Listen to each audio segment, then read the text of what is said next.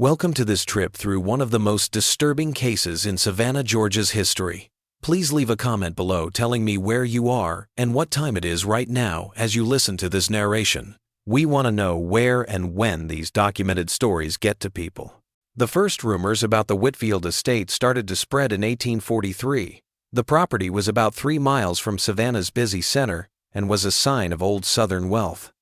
It was a 2-story white colonial mansion with 6 big columns and a wraparound porch that looked out over the cotton fields nearby. For many years, the name Whitfield meant wealth, social status, and unquestioned respectability. Thomas Whitfield was one of the richest plantation owners in Chatham County. His family had been in Georgia since the colonial days. But it wasn't the man's huge wealth that would eventually cause rumors to spread through Savannah's cobblestone streets. After he died, his widow, Ella, made a choice that would change antebellum society forever. A clerk at the Chatham County Courthouse noticed problems with the probate papers filed after Thomas Whitfield's death, which is how the case first came to light. In 1962, records were found in the Georgia Historical Society archives that showed the clerk, whose name was William Johnson, wrote in his private journal about a very strange arrangement for the Whitfield estate. "I fear that Mrs. Whitfield has lost her mind," he wrote, "or maybe she has been too affected by her grief." What happened next was a series of events that are still hard to understand today. A story of forbidden relationships, social taboos, and the lengths to which the powerful would go to keep their power, even if it meant erasing people from history itself. The Whitfield estate stood for almost 120 years before a fire destroyed it in 1957. At that point, the story of Ella Whitfield and her strange heir had faded from public memory, only to be found in sealed court documents and private letters kept in family archives. But some stories just wouldn't stay buried. During renovations of the old Chatham County Courthouse in the summer of 1968, workers found a hidden compartment behind a wall panel in what had once been the judge's chambers. There was a leather-bound journal inside, with yellowed pages that had handwritten notes about the Whitfield case that had never been made public. The story that follows is made up of these recovered documents, newspaper articles, letters, and the few testimonies that still exist from people who saw the events happen. It's a story about how widow Ella Whitfield went against the rules of her time in ways that made people think she was crazy, manipulative, or even a murderer. It's also about how a legacy was born in the shadows of one of America's most hauntingly beautiful cities that some people would do anything to keep hidden. People in Savannah still say that on some nights, when the Spanish moss sways in the breeze from the Savannah River and fog rises from the ground like ghostly fingers, you can hear footsteps on the land where the Whitfield plantation used to be. Footsteps that seem to go on forever, looking for something that was promised but never given. He died on the 23rd of April, 1843, when he was 49 years old. The official cause of death was apoplexy, which we now know as a stroke. At the time of his death, Thomas was one of the most important people in Chatham County. His opinion mattered in both business and politics. More than 300 people came to his funeral, including the mayor of Savannah and 2 state representatives. The walk from St. John's Episcopal Church to Bonaventure Cemetery was almost half a mile long. Thomas was buried in the Whitfield family mausoleum, a large building made of Georgia marble that is still standing today, though the name has been worn down by time and weather. When Ella Whitfield lost her husband, she was 26 years old. Census records show that she had been married to Thomas for 7 years, but had no kids. This fact alone would have put her in a dangerous situation in Georgia society in the 1800s. A young widow with a lot of property and no children was sure to get attention, some of it not welcome. But it was Ella's actions in the weeks after her husband's death that really caused a scandal in Savannah society. The new documents show that Ella called her husband's lawyer, James Crawford, to the Whitfield estate 2 weeks after Thomas died. Crawford later wrote in a private letter that he thought the young widow was calm and clear-headed, though her behavior had changed a little. He thought he would be talking about the usual things that come up in probate and inheritance, but instead he got a very strange request. Ella Whitfield wanted to free one of her husband's slaves, a man only known as Samuel, and also name him as a beneficiary in her husband's will. In Georgia in 1843, this kind of behavior was not only scandalous, it was almost revolutionary. The state had some of the strictest laws in the South about manumission, which is the legal act of freeing enslaved people. Georgia law said that any freed slave had to leave the state within 30 days or risk being enslaved again. The Georgia legislature had also passed laws that made it illegal to give property to enslaved people. What Ellenina was suggesting wasn't just wrong in society, it was also against the law at the time. Crawford's letters show that he was very worried about Ellenina's reputation right away. "I told Mrs. Whitfield in the strongest terms possible not to do that," he wrote to his brother in Charleston. "I reminded her of her place in society and how much damage this would do. That could never be fixed. But she didn't care what I said and insisted that it was her husband's wish, even though there was no such provision in the will I had written for Mr. Whitfield the year before." This difference between Ellenina's claim and what Thomas Whitfield's will actually said was the first of many troubling questions that came up in the case. If Thomas really wanted to take care of Samuel, why didn't he put those instructions in his will? And if Ellenina came up with the idea for the provision, what could make a young Southern widow risk her reputation, her inheritance, and maybe even her freedom for one of her husband's slaves? The answer, as is often the case in situations like this, seems to be found in the complicated and often conflicting relationships that were present in the home itself. The estate papers' household inventory show that Thomas Whitfield bought Samuel in 1835, the same year he married Ellenina. Samuel was different from most of the field hands who worked on the cotton plantation because he was listed as a house servant and was worth a lot of money, $1,200, which was almost twice the going rate for an enslaved man at the time. This high value suggests that the person has special skills or education, but the records that are still around don't say what those are. The documents make it clear that Samuel had a strange role in the Whitfield family. Most enslaved people lived in separate quarters from the main house, but estate plans show that Samuel had a room in the carriage house which was connected to the main house by a covered walkway. This closeness to the family's living space was unusual and suggests a position of great trust. Also, household account books show that Samuel got more than just the usual amounts of food and clothing. He also got tailored clothing, books, and medical care from the same doctor who treated the Whitfield family on at least 3 occasions instead of the plantation's usual doctor. These small details give us a picture of a slave who had an unusual amount of power in the household. But they don't really explain why Ellenina Whitfield would put everything on the line to name him as a beneficiary after her husband's death. To find out why, we need to look at the most disturbing document found in the hidden courthouse compartment. A personal journal that is thought to belong to Rebecca Turner, Ellenina's lady's maid, and one of the few people who had close access to the Whitfield family's private matters. The journal, which is from 1841 to 1844, has notes about everyday life in the Whitfield home, including vague hints about problems between Thomas and Ellenina. Turner's writings say that the marriage had become more and more strained in the years before Thomas died. She says that Thomas is cold and often not there. She also says that he often goes to Savannah for work and social events, leaving Ellenina alone at the plantation for weeks at a time. Turner says that during these times when Ellenina was away, she would often look for S to read and talk to because she found him to be an educated person, which she didn't have in her husband. This mention of Samuel's education is very important because it was rare for enslaved people to be able to read and write, and in antebellum Georgia it was often actively discouraged or even illegal. The journal says that Samuel had somehow learned not only how to read and write, but also a lot of other things, which made him a good intellectual partner for Ellenina, who was clearly well educated. Turner says that Ellenina would sometimes spend whole afternoons in the estate's library with Samuel, with the doors closed, talking about philosophy and literature. This would have raised eyebrows even if she were doing it with a white man who wasn't her husband, let alone with a slave. As 1842 goes on, Turner's journal becomes more and more worried. She writes down that she heard Thomas and Ellenina arguing in December of that year. Thomas allegedly threatened to sell the fellow downriver, which is a common threat that means sending someone to the more brutal conditions of the Deep South. Turner wrote that Ella Lenena's response was unusually strong. "I would rather see this house burned to the ground." It's hard to ignore what these entries mean, but they are still annoyingly unclear.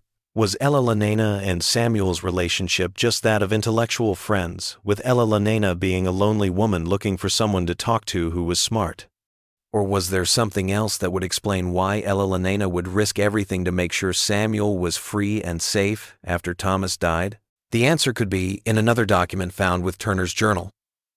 A letter from Dr. Richard Harris, the Whitfield family's doctor, dated the 12th of October, 1842. The letter, which was sent to a doctor friend in Charleston, talks about a work-related problem. "I recently saw Mrs. W. because she kept complaining about being tired and sad. During my examination, I found evidence that she is pregnant, about 4 months along. This is a tricky situation, because Mr. has been away on business in Augusta for the past 5 months and only came back for 1 weekend in July. If Dr. Harris's assessment was right, and his timeline is to be believed, the implications are both clear and shocking. Thomas Whitfield could not have been Ella Lenena's child's father. And if the child wasn't Thomas's, there weren't many options in the isolated plantation setting. The doctor's letter goes on to say, "I haven't told Mrs. what I think yet, and I haven't talked to anyone else about it either. I'm in a tough spot because I have to choose between professional discretion and moral duty. If this gets out, the results would be bad for everyone involved." It seems that events helped Dr. Harris solve his moral problem. Turner's journal says that Ella Lenena had a miscarriage in November 1842 when Thomas was away on business again. Only Turner and Samuel were there. Samuel was only sent to get the doctor after the worst had passed. Turner says that Thomas was never told about the pregnancy or the loss of it. This hidden tragedy adds another layer to the complicated relationship between Ella Lenena and Samuel. It may also explain why Ella Lenena was so determined to make sure Samuel's future after Thomas died. If he really was the father of her lost child, her actions become much more human, not just shocking defiance of social norms, but an act of love and loyalty that went beyond the harsh rules of her time. But the story gets even darker. Crawford's letters show that Ella Lenena fired him as her lawyer when he wouldn't help her carry out her plan to free Samuel and make him a beneficiary. 2 weeks later, she hired Martin Hayes, a lawyer who had just moved to Boston and was known for being sympathetic to the abolitionist cause. Hayes agreed to write up the papers that were needed to make a complicated legal deal that would technically follow Georgia law while still helping Ella Lenena reach her goals. Hayes's notes show that the plan was very bold. For just $5, Ella Lenena would sell Samuel to Hayes. Hayes would then take Samuel to Philadelphia, where he would let him go according to Pennsylvania law. Samuel would go back to Georgia as a free black man from the North, not as a freed slave, which would have been against the law. This status, while still very limited, was at least legally recognized. Ella Lenena would set up a trust in Philadelphia with money from the Whitfield estate that would make sure Samuel had enough money to live on. It was a plan that exploited loopholes in Georgia's legal system, and it might have worked had it not been for the intervention of Thomas Whitfield's brother, Charles. In May 1843, Charles Whitfield filed court records saying that Thomas's will and Ella Lenena's right to sell the estate's assets were both invalid. He said that she was not mentally stable and was being influenced by people who were against the family's interests. He asked the court to stop the sale of the slave Samuel and any transfer of assets outside of Georgia until the issue could be settled. The judge, William Parker, did what was asked and issued a temporary injunction. Ella Lenena was not allowed to sell any of her property, including slaves, or send money to people outside of Georgia. The court also named a guardian ad litem to check Ella Lenena's mental health and see if she was really able to handle the large Whitfield estate. In June 1843, the guardian, Dr. George Thompson, went to the Whitfield plantation 3 times. His report, which is still in the court records, paints a scary picture of Ella Lenena's situation. "I found Mrs. Whitfield to be clear-headed and articulate," he wrote. She showed no signs of being crazy or having a weak mind. She speaks clearly about business matters and shows that she knows what she is talking about when it comes to her late husband's affairs. Thompson was worried that Ella Lanena seemed to be very close to her household staff, especially Samuel, who she insisted on having with her during all 3 interviews, even though Thompson asked for private meetings. Thompson's conclusion was carefully worded. "While I cannot in good conscience declare Mrs. Whitfield mentally incompetent, I must express concern regarding her judgment in certain matters, particularly her stated intention to manumit and provide for certain enslaved persons. Such intentions reveal a concerning disregard for social propriety, and may indeed indicate a moral confusion that, while not rising to the level of legal incompetence, nonetheless suggests the wisdom of additional oversight regarding the disposition of the Whitfield estate." Judge Parker extended the temporary injunction and named Charles Whitfield as co-administrator of his brother's estate based on Thompson's report. Charles would have to approve all major financial decisions, but Ella Lanena could stay in the family home and get an allowance for her upkeep. At this point, things took a turn for the worse. A house servant found out that Samuel was missing from his room on the morning of the 17th of July, 1843. There was no sign of him on the property. Charles Whitfield thought right away that Ella Lanena had planned Samuel's escape, maybe with the help of her lawyer Hayes. He told the sheriff to put together a search party to find and bring back the valuable property. Ella Lanena, on the other hand, said she didn't know where Samuel was. Witnesses say she seemed genuinely upset about his disappearance, even offering a large reward from her own money for information that would help him get home safely. That afternoon, the sheriff, several deputies, and a professional slave catcher with tracking dogs set out to search the countryside around the area. 3 days later, they came back with a grim discovery. Samuel's body had been found hanging from a cypress tree in the swamp, about 2 miles from the Whitfield property. The official report said that Samuel had tried to get away, but he got lost in the swamp. When he realized he would be caught, he killed himself instead of facing punishment. The authorities believed this explanation without question, and Samuel was buried in an unmarked grave on the edge of the Whitfield property, which was normal for enslaved people. When Ella Lanena heard the news, she reportedly fell down and had to stay in bed for several days while she was sedated. When she got better physically, people said she was different, quiet, withdrawn, and not as lively as she used to be. She stopped fighting Charles for control of the estate and began to live a more and more isolated life in the Whitfield mansion. If it weren't for a journal entry by Turner from the 3rd of August 1843, the official story of Samuel's death might not have been questioned. "Mrs. W. talked to me today for the first time since the bad news. She said, 'They killed him, Rebecca. They killed him because he knew too much.' When I asked her what she meant, she went quiet again and wouldn't say anything else. I'm worried about her mental health and maybe even her safety." This strange entry makes us wonder about Samuel's death in a very troubling way. If he was killed and didn't kill himself, who did it? Charles Whitfield is the most likely suspect because he had the strongest reason to keep the family's inheritance and social standing from being disturbed. But there is no direct proof that he was involved in Samuel's death, and many people signed and verified the sheriff's report. What did Ella Lanena mean when she said that Samuel knew too much? The most likely reason has to do with their relationship and her being pregnant. Turner's journal, on the other hand, hints at something else. In an entry from the 10th of June, 1843, when Dr. Thompson was looking into Ella Lanena's mental state, Turner wrote, "S. told me today that he thinks Mr. Thomas did not die of natural causes.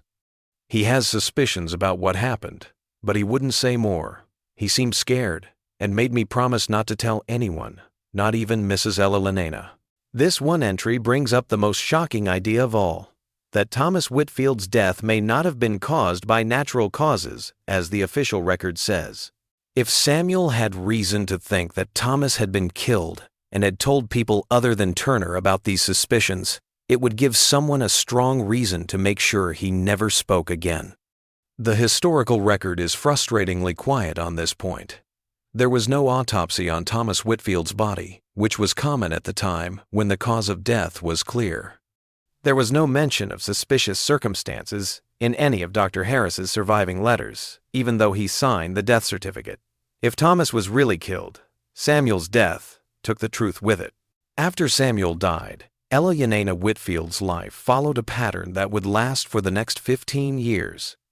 She stayed in the family mansion, but she was more and more cut off from Savannah society. Charles Whitfield ran the estate until he died in 1851. After that, control went to Thomas's younger brother, Edward. Even though Ella Yanina had the right to take back control of her inheritance as a widow, she didn't try to do so. Tax records and business ledgers show that the Whitfield plantation continued to do well in the 1840s and early 1850s, even though Ella Yanina didn't seem to care about how it was run. During this time, people who came to the estate said she looked like a ghost, pale, quiet, and drifting through the rooms of the big house as if she were looking for something that had been lost. She didn't leave the house very often and didn't have many visitors. Martin Hayes, Ella Yanina's former lawyer, was one of the few people who kept in touch with her regularly during these years.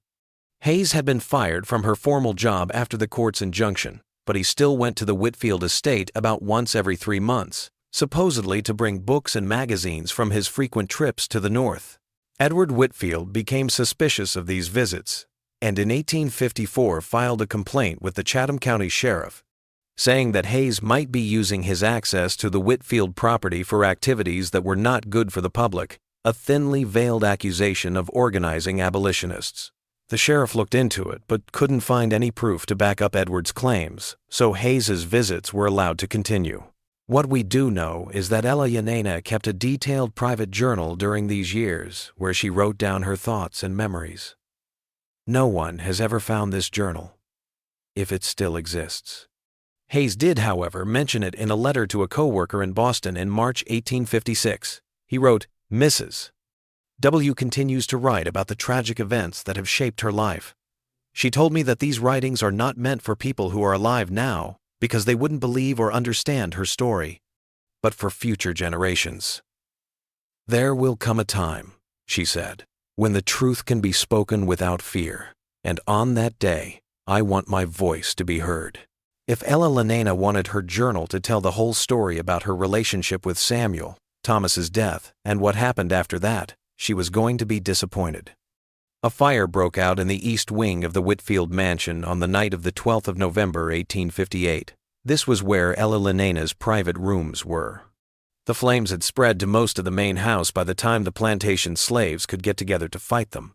They found Ella Yanina Whitfield's body in her bedroom. The coroner's report said that she died from breathing in smoke, which seems to have happened while she was sleeping. She was 51 years old. Most of her personal things, including her private journals and other papers that might have helped explain what happened in 1843, were also lost in the fire. People had questions about the timing of the fire that were never officially answered. 2 weeks earlier, Edward Whitfield had died suddenly from what was called bilious fever. His son, Thomas Whitfield II, who had just come back from college in Virginia with new ideas about how to modernize the plantation's operations, was now in charge of the estate. Plantation records show that Thomas II saw his aunt Ella Yanina for the first time in a few years the afternoon before the fire. However, what they talked about was not written down. Without Ella Yanina's own testimony, we don't know for sure what her relationship with Samuel was like, how Thomas Whitfield died, or what really happened to Samuel. Chatham County records and family histories don't say much about these events in the official history. The Whitfield family continued to be important in Georgia society until the Civil War ruined their fortunes, as it did for many plantation owners in the South.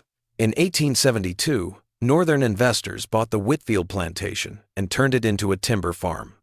The mansion, which was partially rebuilt after the fire in 1858, was used as a home for company managers until 1957, when another fire, this one caused by faulty electrical wiring, destroyed what was left of the original building. Today, the site is part of a private timber operation that the public can't get to.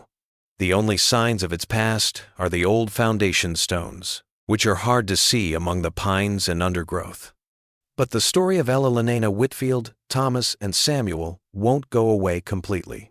Elizabeth Montgomery, a graduate student at Emory University in 1964, did research for her thesis on the legal status of women in Georgia before the Civil War. While she was looking into things, she found references to the Whitfield case in the newly found court papers. She was interested and started putting the story together by finding surviving letters, legal documents, and even trying to find descendants of people involved in the case who might have kept family stories or documents. Montgomery's research took her to Savannah in June 1968, where she set up a time to look at the original court documents that had just been found during renovations to the courthouse. The university's records show that she worked in the Chatham County Archives for 3 days before leaving her hotel and heading to the site of the old Whitfield plantation. She never showed up for her meeting with the manager of the timber company, who had promised to take her to the property. They found her rental car left on a service road about a mile from the old plantation entrance. Local authorities searched for Montgomery for a long time, but they never found any sign of her. The official story was that Montgomery got lost in the thick woods, wandered into the swampy area that still surrounds the property, and probably died from exposure or an animal attack.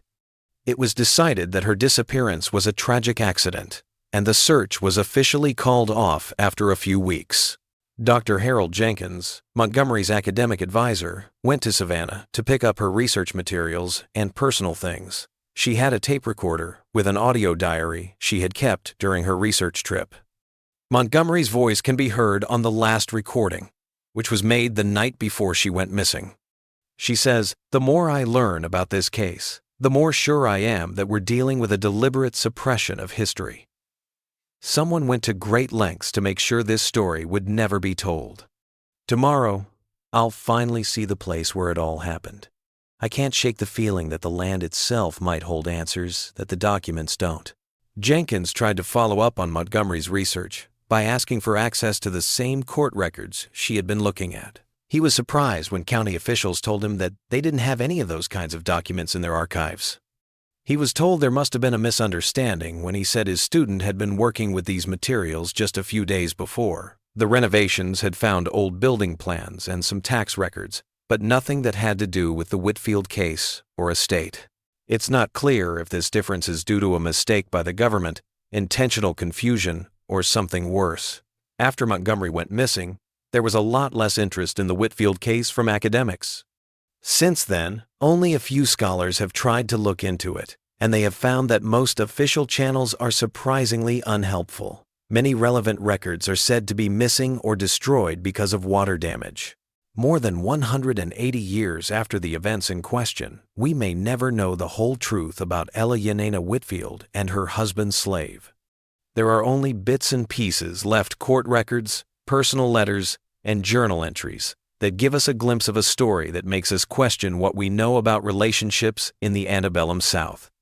A story about crossing lines, breaking rules, and the terrible price paid by those who dared to say they were human in a system that was set up to deny it.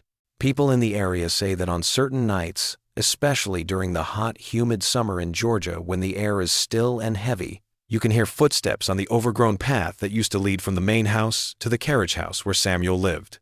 Some people say it's Ella Yanena, who was always looking for the friend she lost. Some people say it's Samuel himself, who is always trying to avoid the fate that befell him in those dark swamps. Some say it could be the sound of the truth itself, pacing back and forth, waiting for the day when it can finally be heard. In 1967, a construction worker who was clearing land for a new development about a mile from the old Whitfield property found human remains under a cypress tree that had fallen down. It was found that the bones belonged to an adult male and were over 100 years old. The remains were found with a piece of old rope. The county medical examiner looked at the bones quickly and decided that they probably belonged to a Negro male, identity unknown. He then ordered them to be buried again in a public cemetery. There was never an official link between this case and the Whitfield case. We don't know where Ella Yanena's journals are now, but if they survived the fire in 1858, we don't know where they are. In his last letter about Ella Yanena, before he went back to Boston in 1857, Martin Hayes wrote, "Miss W. has given me some papers to keep safe until 50 years after her death. She thinks that by then, the world will be ready to hear her testimony with the seriousness and compassion it deserves." Hayes died in 1861, during a yellow fever outbreak in Boston. There were no such documents among his belongings, and they have never been found in any known archive or collection. Maybe Elena Whitfield's own words are waiting to be found in a forgotten trunk in an attic or a sealed box in a university archive that no one has looked at in a long time. They're the last piece of a puzzle that has been missing for almost 200 years. Her story is still what it has always been, a whispered legend, a shadow of truth seen through the pieces of history, and a reminder of the many human dramas that happened in the harsh conditions of American slavery. These dramas left behind traces that are too faint for history to fully capture, but too important to completely disappear. Savannah still has echoes of Elena Whitfield's forbidden legacy. You can see them in the moss-covered oaks that line the streets where she used to walk, in the worn stones of Bonaventure Cemetery where Thomas is buried, and in the soft ripples of the swamp waters that may have seen Samuel's last moments. It is a legacy not written in monuments or official histories, but in the silence where their voices should be, in the empty space where their truth should stand. And maybe that absence is the best way to remember a love that existed despite its time, was hidden from most people, and was denied by many, but was as real and lasting as the land itself. Even though buildings can burn and people can disappear, the human heart can still connect with others across all barriers. This makes us think about a world where Elena and Samuel could have lived their truth in the open, instead of in the shadows, whispers, and terrible silence of history. In the spring of 1969, almost a year after Elizabeth Montgomery went missing, a package came to Dr. Harold Jenkins's office at Emory University. There was no return address on it, just a postmark from Savannah. There was a small leather-bound book inside. Its pages were yellowed with age, and its binding was broken. There was a short note with it that said, "Found among my grandfather's things." He was a groundskeeper at the old timber company. A young lady gave it to him to keep safe the day before she disappeared. "I thought you should have it." The book turned out to be a diary written by a woman between 1856 and 1858. Handwriting experts said that the handwriting was similar to that of Elena Whitfield's letters that are kept in the Georgia Historical Society archives. It looks like the plantation kept the diary hidden and took it out just before the fire that killed Elena. The things it talks about give us the clearest picture of Elena's thoughts in the last years of her life, which in turn shed new light on what happened in 1843. The entries start out sparse, with only a few notes about the weather and household matters. However, they become more revealing over time, as Elena seems to have grown more confident that the diary was safe. On the 12th of December 1856, she wrote, 15 years since I lost them both. Thomas was my husband, but S was my heart's true companion. Neither death was what the world thinks. Both haunt me equally." This mysterious reference is made a little clearer by a note from the 3rd of February 1857. Had the dream again last night. Tea at dinner. Face growing red. Reaching for his throat as the poison took effect. My hand not on the decanter, as memory serves, but on his shoulder, steadying him, as though in concern.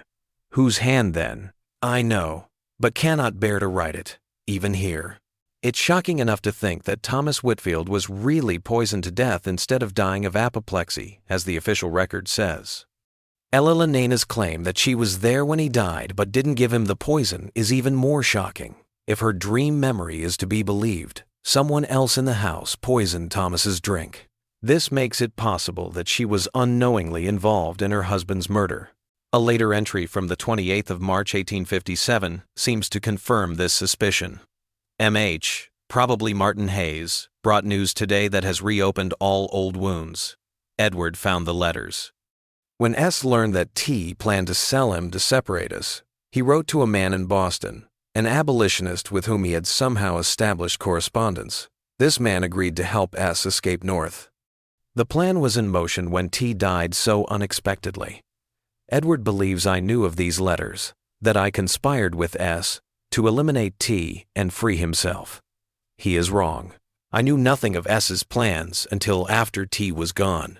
If Elena's private writings are to be believed, she had nothing to do with any plan to kill her husband. The diary instead suggests that Samuel had tried to find a way to freedom on his own, possibly because Thomas had threatened to sell him. If Samuel really did poison Thomas Whitfield, he might have done it not only to keep Thomas from being sold away from Ella Lenana, but also to give him a chance to escape that never happened. The diary has another important entry, this one from the 17th of June, 1857. I sometimes dream of the child that never was. What would he have become, this impossible son of two worlds? He would be 14 now had he lived. Would he have his father's keen mind, his quiet dignity? Would he have my eyes, my restlessness? Some nights I imagine a different life entirely.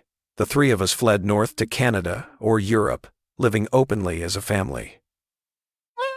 A fantasy so forbidden, I dare not whisper it, even to these pages. This part makes it clear that Ella Lenana and Samuel were in a romantic relationship and talks about the pregnancy that ended in miscarriage. The entry implies that Ella Lenana envisioned a future with Samuel and their child, a dream that could not be fulfilled in 19th century Georgia. The last pages of the diary sound more and more urgent. Edward grows suspicious of what I know. Yesterday he questioned me about T's final dinner, details I have not thought of in years. Does he suspect the truth after all this time? He watches me constantly. I fear what he might do if he confirms his suspicions. I have given my most important papers to M.H. for safekeeping. But this diary I keep close. It alone contains the full truth. The last entry, dated the 10th of November 1858, just 2 days before the fire that killed Ella Lenana, is probably the most chilling. Thomas II visited today. He looks so much like his father, but there is something cold in his eyes that reminds me of Charles. He asked pointed questions about the old days, especially about S. How much has Edward told him? He looked at the East Wing with unusual interest, especially my bedchamber. I told Mary, who I assume is a house servant, to sleep in my dressing room tonight. I do not trust the look I saw in young Thomas's eyes. That's the end of the diary.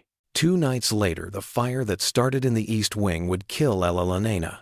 The timing, along with her concerns about Thomas Whitfield II's interest in her bedroom, makes it possible that her death wasn't an accident, but the last step in a long campaign to hide the truth about what happened in 1843.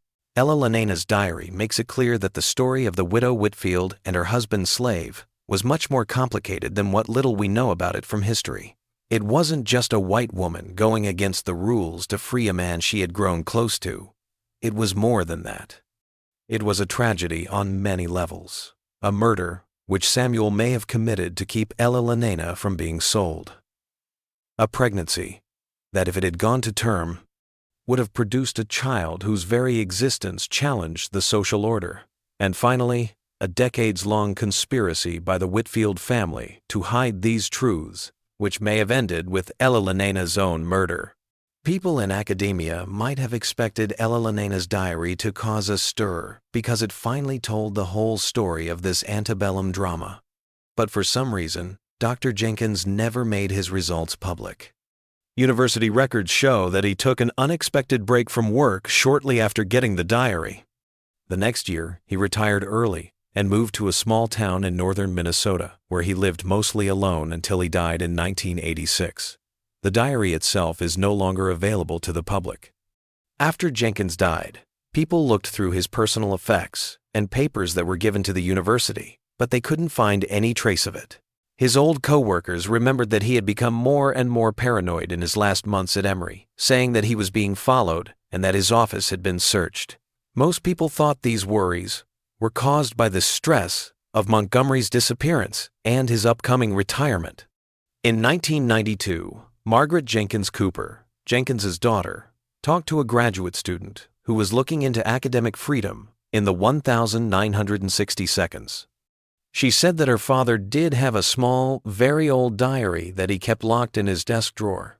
He would sometimes stay up late at night reading it and taking notes, she said. Once I asked him what it was, and he told me it contained a story that was still too dangerous to tell. I thought he was being dramatic, but looking back, I wonder. After his retirement, he buried something in the backyard of our family cabin. He never told me what it was, but he made me promise that if anything happened to him, I should dig it up and take it to a historian he trusted, a woman at Columbia University.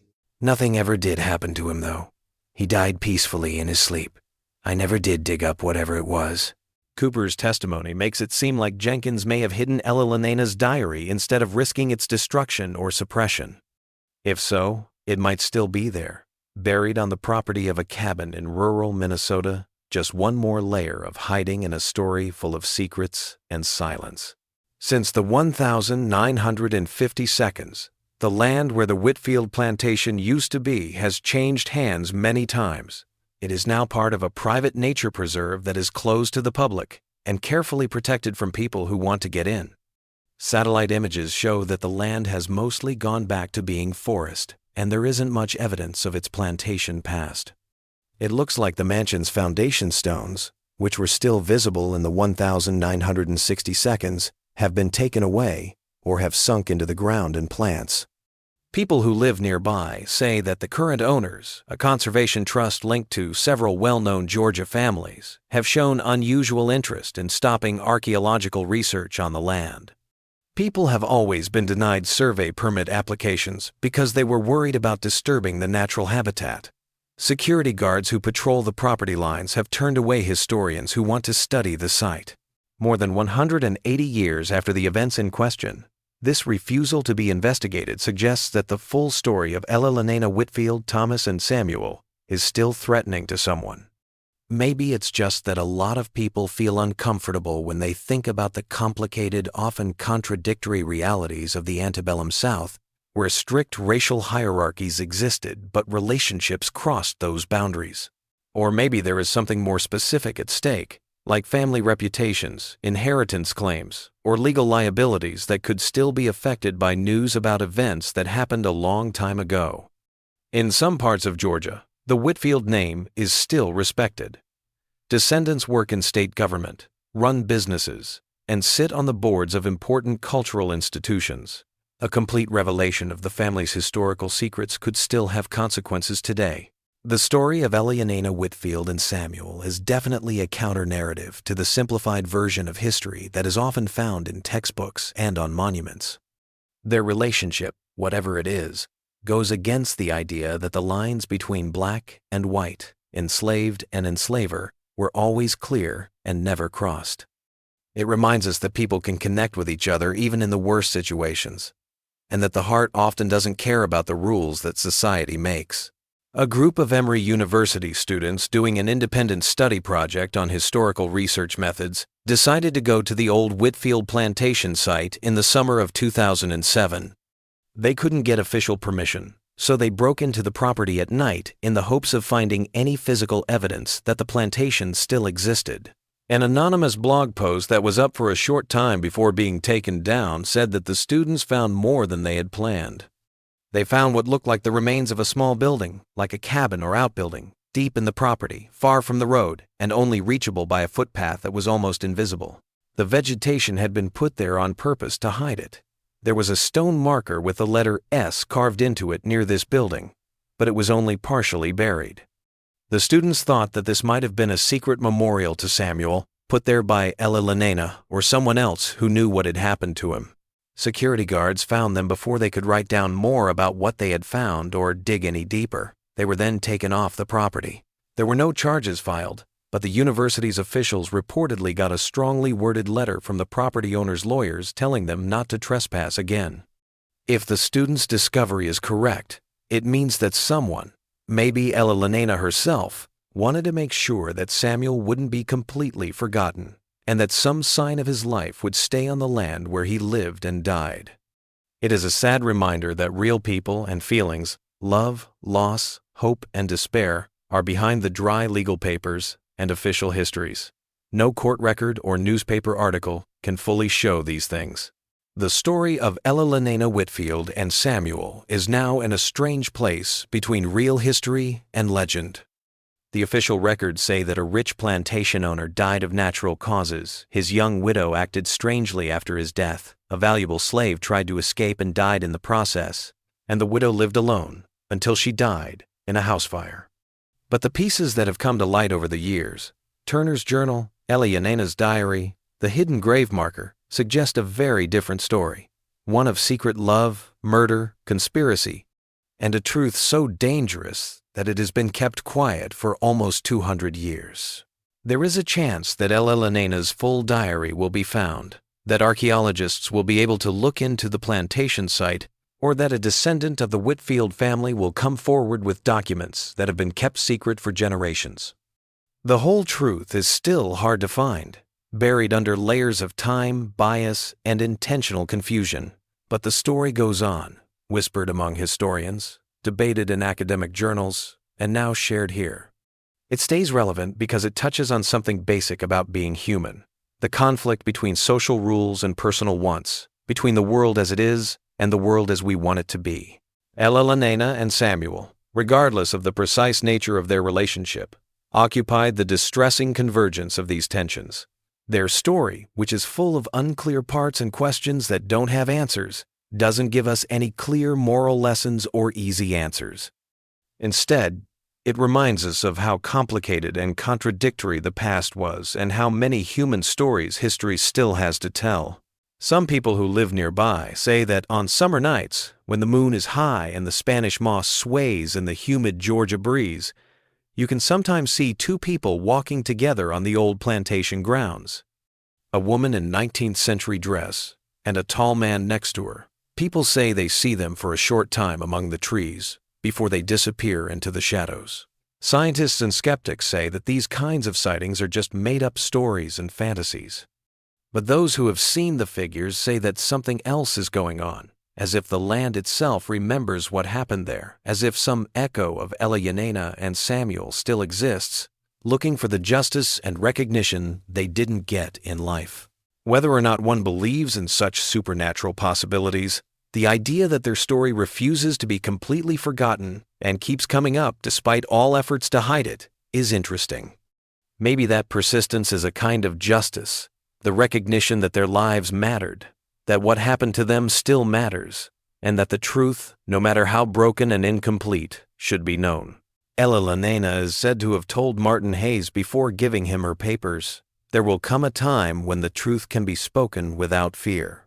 More than 180 years later, we may still be waiting for that time to fully arrive.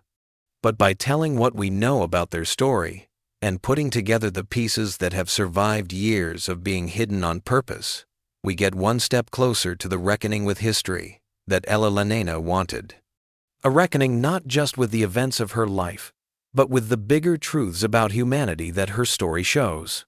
The graveyard where Thomas Whitfield was buried is still there. His family mausoleum is still standing, but it has been damaged by time and lack of care. Property records say that Eleanena was also buried in the family plot, but her grave is not marked. There is no clear information about where Samuel's body is buried, except for the students' argument over finding a stone marker deep in the woods. 3 lives that were connected by chance, choice, and maybe love are now separated even in death. Thomas is remembered in stone, Eleanena is present but not named, and Samuel is not remembered at all. But in another way, the events of 1843 will always connect them. The secrets they shared and the truths they hid will always be there, and their story will continue to fascinate, disturb, and challenge us nearly 200 years later.